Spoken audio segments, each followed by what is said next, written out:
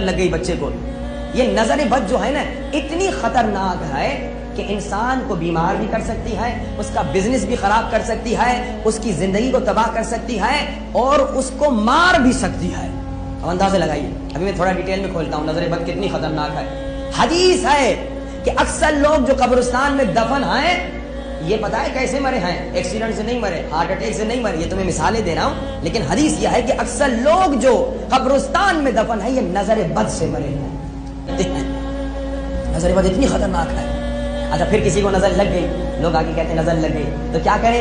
پھر امام نے فرمایا یوں قنوت کرو اور پھر ایک مرتبہ الحمد، ایک مرتبہ ناس، ایک مرتبہ فلق، ایک مرتبہ توحید، یہ 4 سورتیں پڑھو. پھر ہاتھ اپنے منہ پہ پھیر دو، اللہ تمہیں نظر بد سے بچائے گا. یہ کتنا آسان کام ہے، زیادہ ٹائم نہیں لگتا، 5-10 منٹ، اس سے بھی کم. پکی بات ہے اس سے کم، کیونکہ ماشاءاللہ ہم لوگ کیونکہ نماز بہت فاسٹ پڑھتے ہیں نا تو ہماری اسپیڈ زبان جو ہے ان صورتوں میں تیز چلتی ہے. اور